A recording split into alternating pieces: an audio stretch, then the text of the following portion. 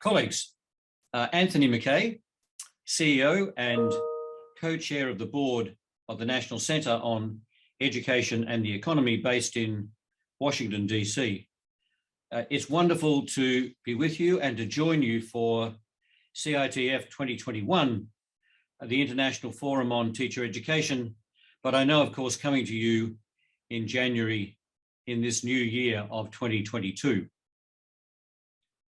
My presentation is titled Leadership Development for High-Performing Education Systems.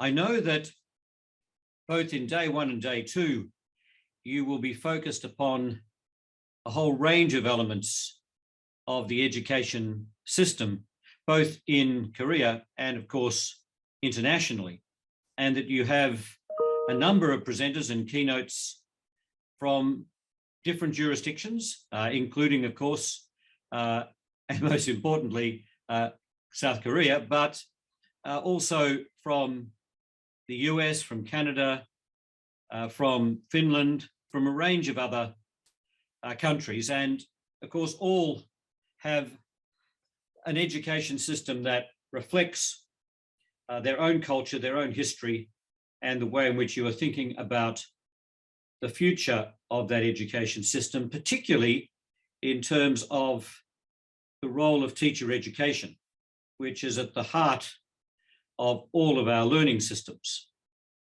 Let me say that I recently moderated the 10th International Summit on the Teaching Profession in Washington, DC, hosted by the US Department of Education in partnership with OECD and Education International.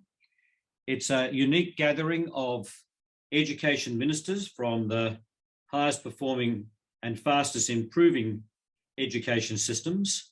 Ministers come together with teacher union leaders, and we have been debating teacher policy now for over a decade as we hold the summit in different jurisdictions, internationally picking up on the full range of countries from all geographies. And the most recent was focusing upon, obviously, the future in the context of not simply a post-COVID environment, but a future that all of us know is going to be very challenging, given the range of crises that we have been facing, the future of a world that's going to be very different in terms of an AI age, and of course, the most important of all dimensions, the question about the sustainability of our planet. And here we are moving towards the 2030 Sustainable Development Goals and hoping that we together as an international community can ensure that our learning systems can give us the future that all of us want, where individual and collective well-being can be attended to. And I think that brings us to, obviously, an agenda that you are pursuing. How can we ensure that our education systems are adequate to the kind of future that we are currently facing? And of course, adequate to the present. Now, leadership development, which is my focus, and I know there's been a focus on professional development, teacher professional development, on teacher education, on curriculum. We could have a focus on all of the dimensions and elements of high-performing systems, which take us into pedagogy, into assessment, into the recognition of learning, certainly from a school education perspective. They take us into the importance of systems that are investing in early childhood. Then, of course, a concern about the transition points, ultimately a post-secondary environment where it will be absolutely vital that all people continue to learn as we think about the future of work and the future of a satisfying life, as we think about having a prosperous economy, a cohesive society, as we think about, as I mentioned before, our individual and collective well-being. Well, I'm not going to talk about education leadership from the point of view of those various dimensions. Many others have been talking about that, and indeed, my own organisation, NCEE, partnered with OECD and a number of the most senior leaders of education systems over the last couple of years in a program we called High Performing Systems for Tomorrow. And there will be references that I'll make to that, and also an opportunity for you to access some very useful readings, I think. That brought together the leaders of Estonia, of Finland, of British Columbia, of Singapore, of Hong Kong. We had the opportunity, of course, of partnering with Korea on the broader work that we undertook over the last couple of years, particularly in looking at the learning systems in each of those jurisdictions. And the reason why, rather than perhaps going through the various elements of high-performing systems, we know that high performance involves excellence on a range of metrics, the metrics we tend to use internationally, the PISA metrics. But of course, we also are anxious to look at efficiency, the productivity of our learning systems. Of course, we are particularly concerned about equity. And PISA has shown us that, of course, the highest performing systems are high performing on both excellence of outcomes, but of course, excellence of outcomes that we value for all young people, namely a concern about equity. Now, that is going to be territory that I know others will cover, but I would like us to look at perhaps what might be new forms of leadership that will be required if we are going to be leading high-performing education systems for tomorrow. And you'll see that on this opening slide, there are a number of signs, and I'll come to those signs in just a moment. Well, people have talked about this time as being an age of hyperchange and disruption. Well, if we ever needed reminding of that, we just need to have lived through the last couple of years of the COVID pandemic. But of course, whilst people have used the experience of the last couple of years to underscore the nature of the change that we are facing on all levels, from, as I've mentioned, global climate change issues to issues of technology, to issues of disruption within our societies, to questions that are facing us about the level of violence, of poverty.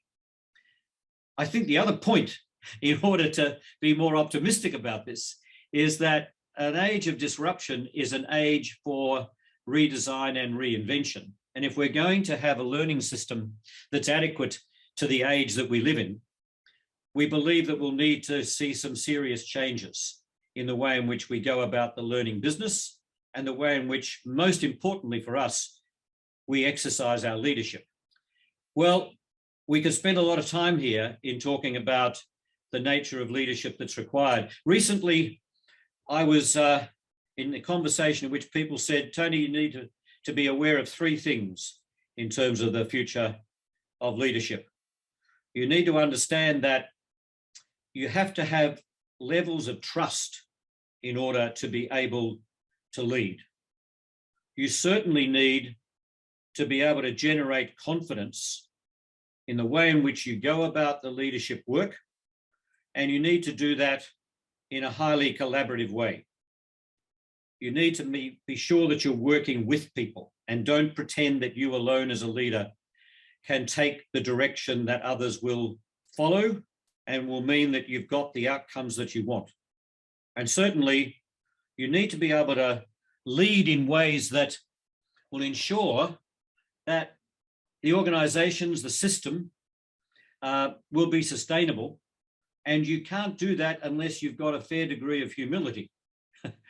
That this is not something where we as leaders hold the truth. We certainly have competencies and capabilities, and we should grow and develop those.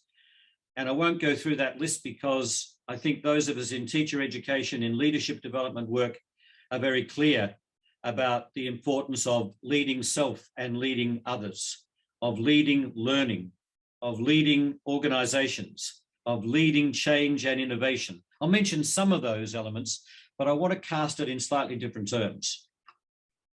Recently, I worked with my colleague, Valerie Hannon, who has been a co-chair with me of the a significant movement of global education leaders across many jurisdictions who have been gathering together over more than a decade now.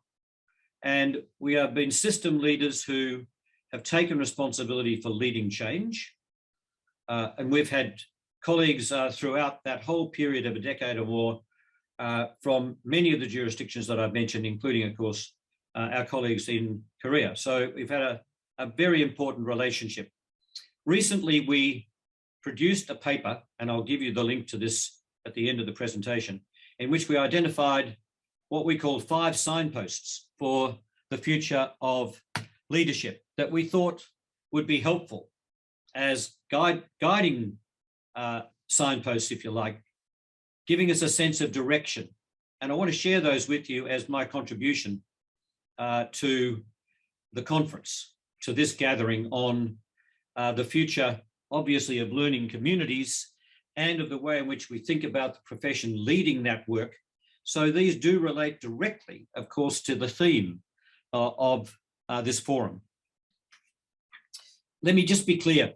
Whatever I'm saying now, I really do believe that we need to think about the balance of this work, because often when you get into this territory, there's a sense in which you can be seen as a promoter of a particular agenda, of a shift. Even the language that we use now, those people who draw a distinction between evolution and revolution, or those that draw a distinction between reform and transformation, I'd rather say that leading for the future and leading our education systems that will need to undergo significant change will obviously mean that we'll have to honour the past as well as embrace both the present and the future.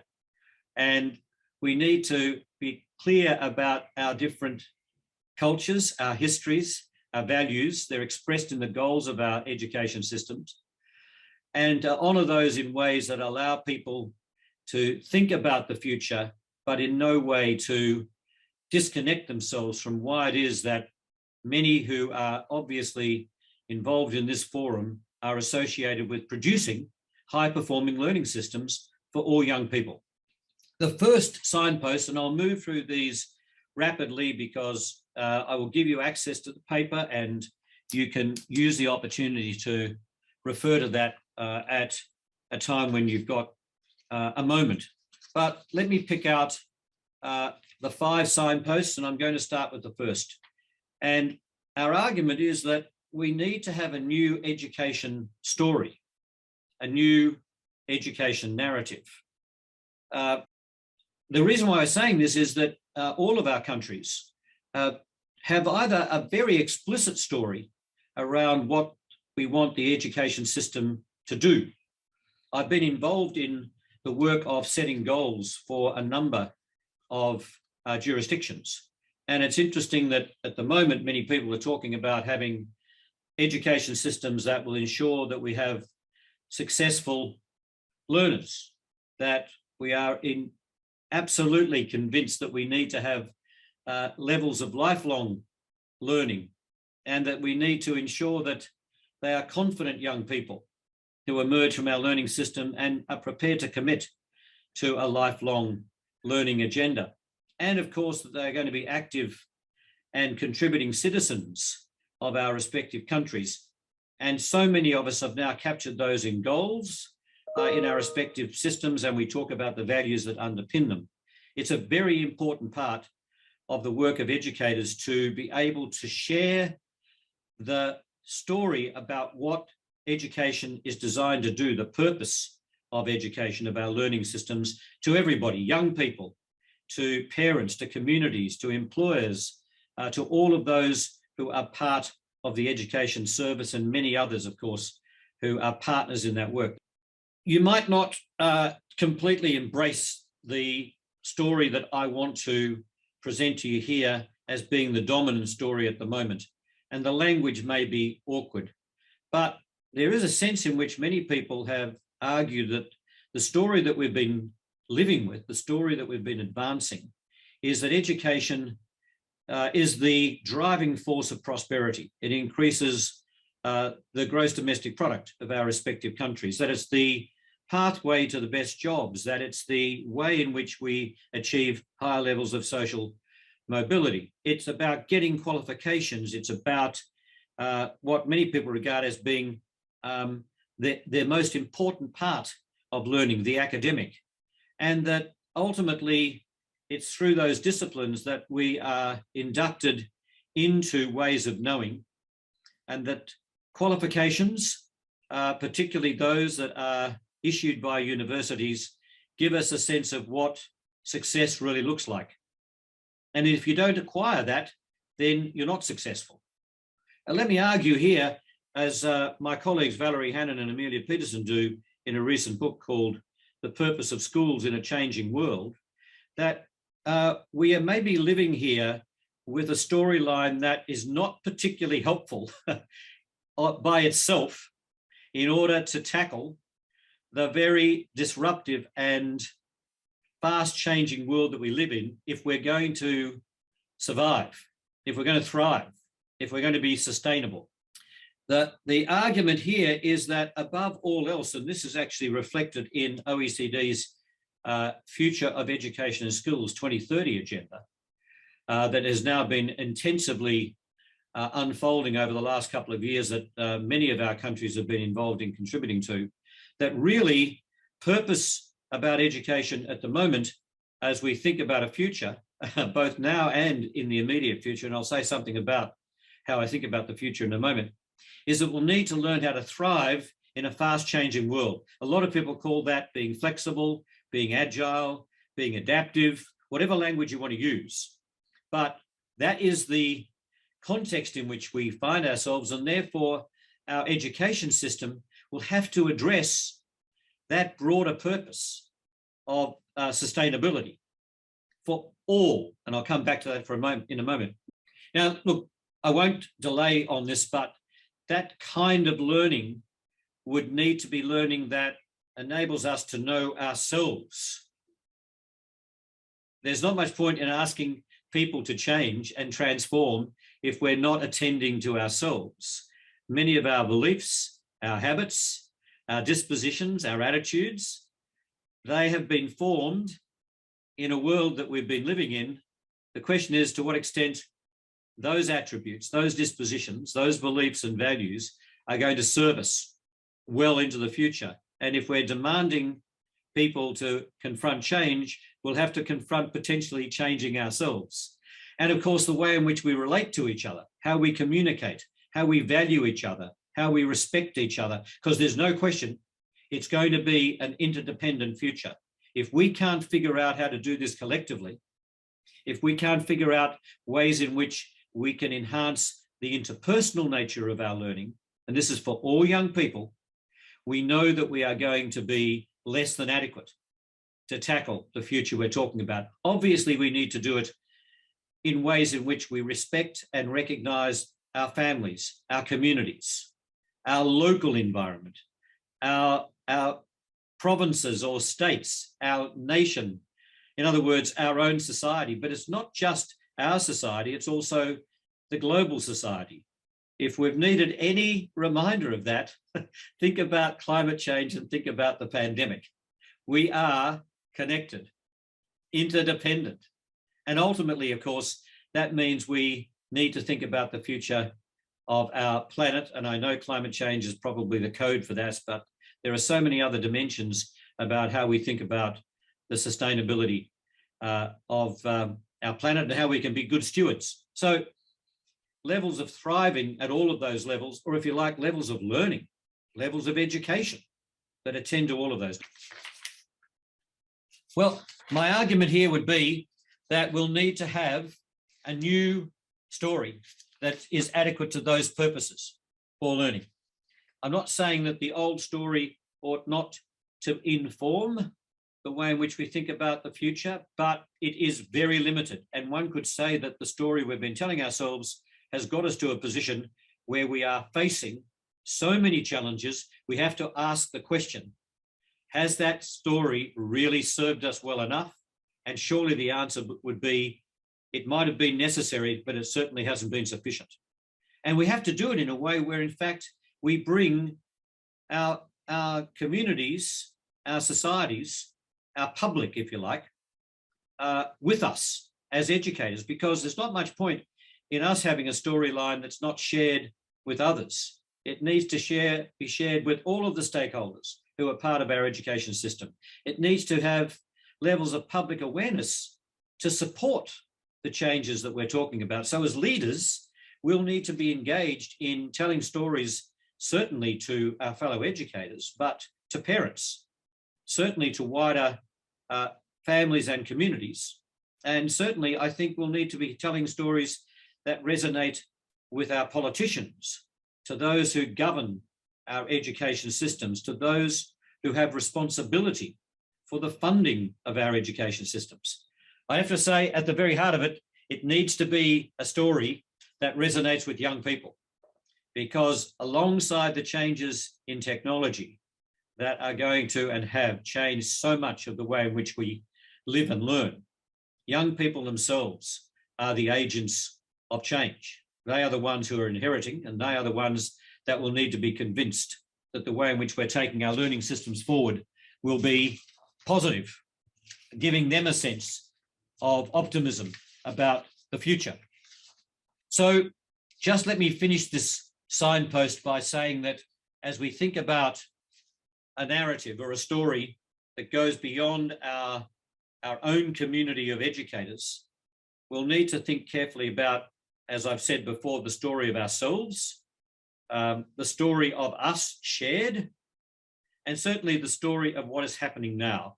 We could spend a lot more time talking about that, but my argument is that we as leaders will need to develop our capacity to be powerful storytellers about the new purposes of learning. Let me go to signpost 2. I mentioned earlier that the metrics associated with high performance that in turn have been referenced so often to the performance of 15-year-olds on our PISA tests have referred to both excellence and equity. And often I think we've understood that the excellence dimension is one that is expressed through the testing of our literacy and our numeracy and science, and then, of course, new innovative domains. PISA has not just been on what I might call narrow excellence or only on the disciplines, as important as they are, but it's actually been thinking about ways in which we could assess young people's competencies or capabilities in other areas, in creativity, in collaboration, in everything, including more recently financial literacy. And as we go forward, we're going to be thinking very much about the importance of problem solving. So those areas, which of course are developed as competencies and capabilities through the disciplines, and in some cases through further commitment to learning experiences that really help young people to apply their learning in real world situations and to build their competencies in the areas that I've mentioned. That is absolutely vital. That is, so it's not a narrow definition of excellence. We are now embracing a much broader definition of excellence. And we need to, for the reasons that I've mentioned under signpost 1. But of course, we also need to embrace equity, I think, in a new way. I'm arguing that, in fact, we've had the benefit of PISA to show that the high-performing systems have been successful, not just for some, but for all young people. And that's on the current metrics. Although even those current metrics, we're now starting to embrace the social and emotional. Just recently, OECD put out a major report testing young people on emotional and social intelligence, their learning at ages 10 and 15. And it showed that this is absolutely vital to our development. It's not just the cognitive, it is the affective, the social and emotional areas. And in fact, they are interdependent. And we know that from the learning sciences.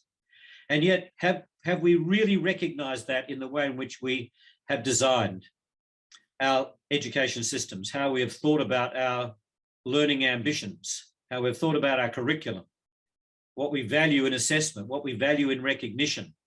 Have we thought about it in ways in which we think about the definition of success for young people? I mentioned before, that we've got to be very careful that people are not defined by a narrow excellence when it actually comes to indicators of success. That will not be adequate, not for the kind of future that we're talking about. And leading for equity will go beyond the way, in fact, the way in which I think we've talked about equity as potentially being access. Certainly, we've had a concern about equal opportunity for learning, access to learning for all young people, and we've had debates about equal outcomes. Well, many of us are in a situation where, in fact, those outcomes could be narrow. So even there, having attention to equity wouldn't necessarily attend to what I'm arguing we will need to value. What we'll need to value in order to avoid a continuation of our current predicament. What we'll need to value in terms of equity if we're going to deal with the huge issues in many of our societies around racism, around gender. These need to be addressed, because unless we are attending to the learning of all, we are going to have disaffection and alienation of the kind that we see now, where those who have not been given access to what we see as being the opportunities to learn and to fulfill their ambitions and to make contributions and to experience satisfaction, what happens when that does not happen is the levels of challenge that we now face. And I'm using the word challenge in a way that you'll understand. So we'll need to have equity enlarged if we are going to be able to ensure that all young people are able to thrive in the way that we've talked about. And I've mentioned that it won't be enough to have the cognitive and analytical. We'll need to have all the competencies that we've spoken about, which of course have been valued in Korean education quite explicitly over several years now, and very much in terms of your forward-looking agenda and the commitment that you've made to a very different future in the documents from the president outwards, and the way in which teacher education institutions are wanting to ensure that teachers and leaders of the future are going to be adequate to the kind of leadership that will be required. So a recent publication from David Goodhart talked about the importance of the head, the hand, and the heart. Well, we've all known that you have to address all of them if you're going to be a whole person. And that was exactly at the heart of the conversation we had at the International Summit on the Teaching Profession that I mentioned at the outset, namely a summit that talked about the importance of the whole child, of the whole person, and talked about the importance of that if we are going to be successful learners, and if we are going to experience levels of well-being individually and collectively. And by the way, this is not just an agenda for young people, this is an agenda for all of us. And let's be clear, there's an interdependence between the well-being of teachers and leaders and the well-being of young people and their parents. We are all in this game together. So what I'm arguing here is that when we talk about high-performing systems as being excellent, it's a new form of excellence, encompassing many more of the competencies and the capabilities and the capacity to be adaptive than perhaps former definitions of excellence that have been more narrow. It's certainly a different definition of equity, because if we are not going to be inclusive, if we're not going to attend to diversity, if we're not going to absolutely oppose racism, if we're not going to become agents of change so that all young people can succeed with different measures of success than we've had in the past, you can't say that we're going to be equitable educational learning systems. It's a big challenge for us as educational leaders. The third signpost is one that we've called leading within ecosystems. And I won't delay on this too long, because you're so aware of this in Korea, and we're so aware of this in other countries. We are not in the game by ourselves. Even though I think that the profession is vital for leading our education systems. And certainly the leadership of the system is at multiple levels. Of course, we have those who are leading it politically. They're leading it in governance terms. They have accountability for the education systems on behalf of their populations. And so therefore, ministries of education and what we've called system leaders are absolutely vital, both in terms of investing in the system and then encouraging the policy conditions that can take us in the direction that we wish to go. And then ultimately, of course, it's policy and practice underpinned by the very research that the host university is engaged in alongside partner universities. We need policy and practice and research. We need practice-informed policy and policy informing practice, and all of that requires a research agenda of the kind that we've talked about in so many of our conversations. And that's why teacher education and leadership education is so vital. And the profession needs to lead this at multiple levels, including obviously the leadership of networks, the leadership that would take place within particular provinces or districts, and the leadership within our respective learning environments, our schools. But of course, we can't do that without an ecosystem. Many other partners are involved in this. There's allied professionals. There's para-professionals that support us. There's so many people in the community that are agencies that support young people's learning. There's obviously the whole of the further and higher education system, tertiary education that supports primary and secondary and early childhood. There's, of course, employers, industry, business that are so vital to our education system and contribute to it. All of these need to support us, including, of course, the wider communities. We are not simply learning formally in classrooms. We are learning both informally and we're learning in non-formal ways. And there are many partners in that learning. The big challenge has been for us to bring those partners together. That's part of the leadership challenge, to negotiate the partnerships both in schools and out of schools that can support young people's learning. Often the school I think of more as a base camp for learning, from which young people go out and are able to experience learning, and then for we as educators to help to understand the nature of those experiences for their own growth and development. I could say a lot more about why we need to think about new partnerships that are already being explored and why that's going to be so much more important in the future, because we as a teaching profession cannot be expected to do all of that by ourselves. By the way, can I just say to you that as we think about this work, we have recently seen a number of great reports that go to the very heart of what I'm talking about. So I'll just reference a couple of these by way of this slide and then make sure that you have access to them. I could have easily recognized the work that's going on within your own communities. The fourth signpost that we mention is innovation. Now you might say, well, of course. So I'll immediately go to the next slide. This means that we can't do this work unless we as education leaders are prepared to be in the experimentation business. I mentioned before that the challenge of disruption is a challenge for redesigning. I mentioned the importance of research. It's a challenge for how we exchange knowledge. That is what we are really looking at doing as leaders of education. No other industry, no other sector believes that it can continue to be successful unless it's constantly experimenting.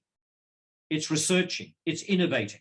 And of course, there are very, very many examples of that in education, although you'd have to say that the level of our investment in this work is lower than it is in many other fields.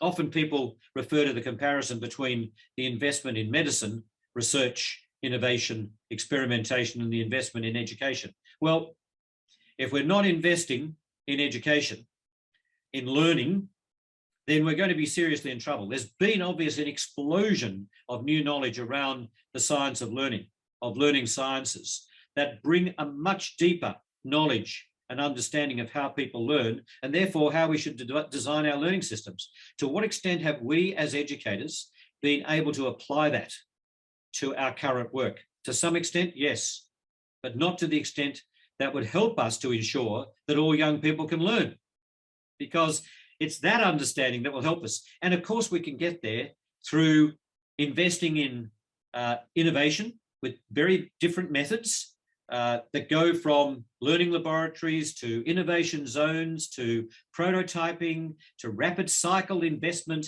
in the way in which we do that work. And we can do that at multiple levels. Schools have often been the first movers in doing that work. But as education leaders, we're going to have to be leaders of innovation if we're going to be adequate to the kind of purpose of learning that I've outlined at the start. My final signpost is perhaps the one that you'd expect, namely leading for the future. Here's a statement from UNESCO. It talks about the importance of futures literacy in the same way as we think about other literacies. It's a skill that everyone can and should acquire. To use a different language, it's the discipline of anticipation. And it's something that all of us, and particularly educators, and particularly educational leaders, will need to invest in. There are a couple of ways of thinking about this, and I won't delay more than just a couple.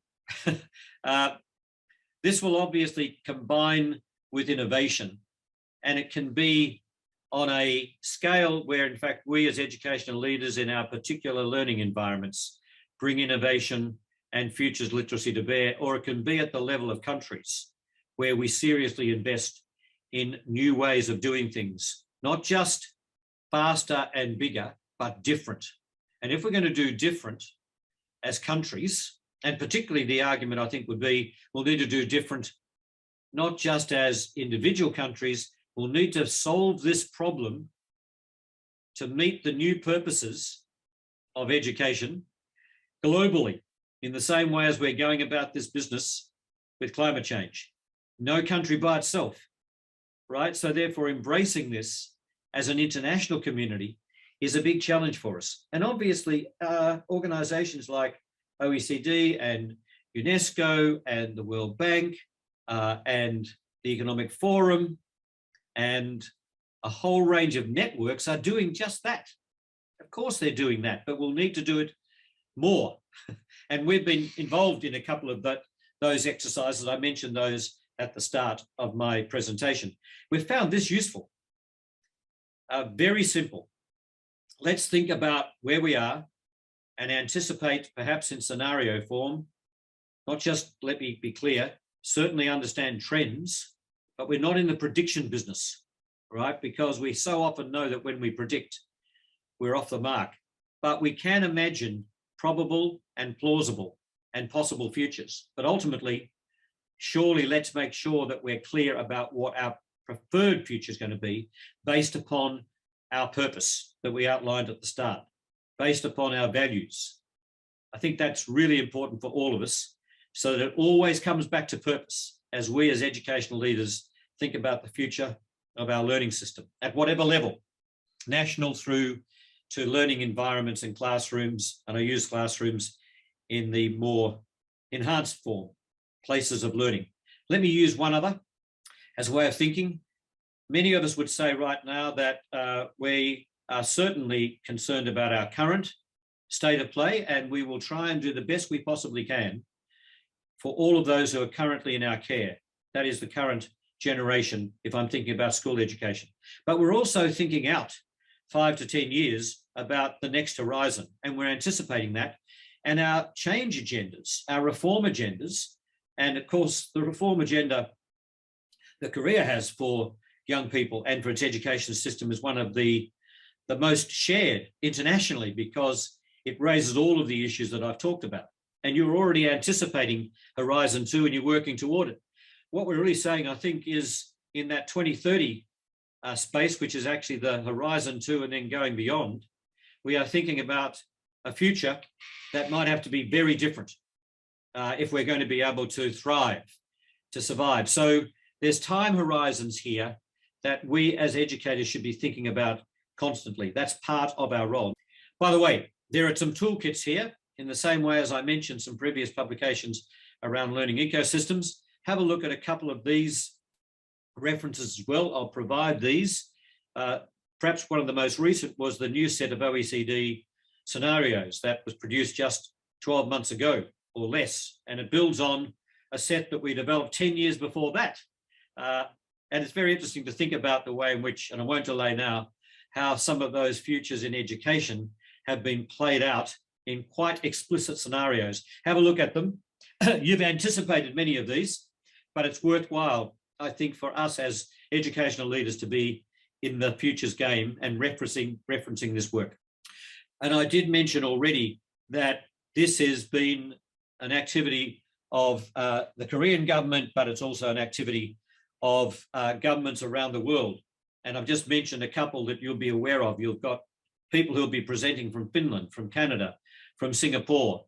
So we are all in this game together as educational leaders at every level, government, through to the profession, through to the public, through to other stakeholders. So here's been the argument that leadership of an educational kind that's going to be adequate to a future for learning for all young people in order to thrive will need a new story that we should develop together. Let's face it, in the past, we've never set new goals in many of the countries that you work with so much in the Asian region without establishing a 10-year time frame to set those goals, to have that conversation with every part of the community so people own it together. That's the most important thing, and that's what we need to do, and that's what you've been doing in terms of a new narrative, and that's what we as educational leaders and as those who develop the educational leadership that's necessary for the future will be wanting to think about, that new story. Second, we can't do it by ourselves as educators, increasingly engaging and embracing many others in what I've called the ecosystem. Third, we will have to commit to constant experimentation and research, as so many other sectors and parts of our economy and society are committed to. We'll have to make sure that people realize that we can't succeed in the terms that we're talking about unless we're embracing a redefined notion of equity. I've mentioned it clearly, and we certainly can't do it unless we are literate, more literate than we've been about anticipating the future. And so my final comment to you is that Valerie and I, in writing this paper and the way in which I have presented it to you, believe that there needs to be an understanding of the direction for the future of educational leadership. And by the way, I'm including in leadership all forms of leadership. This is not just about those that have positional authority. I mentioned that the International Summit on the Teaching Profession this year had a major focus on teacher leadership. We've talked about this over many years, the importance of all of us leading through networks, through collaboration. Of course, there's going to be positional leadership. Of course, there's the leadership of those who are in government. And of course, there's the leadership of those who are heading up educational agencies. And there's the leadership of those who lead schools, that principalship. But we are saying that all will need to be involved in the leadership game, going back to my earlier points about generating trust, about ensuring that we're collaborating, of understanding we need to be humble. What we're saying is that we'll need to think differently about leadership if we're going to be adequate to the challenges that we are facing and ensure that all young people, and we mean all young people, will be able to feel a sense of success. And that's differently measured than it is now, surely. Satisfaction, well-being in the future. This is the argument that I'd put to you as being the kind of agenda for educational leadership that will be necessary for what will become then our understanding of what high-performing educational systems look like. We're anticipating it now. The future's already here.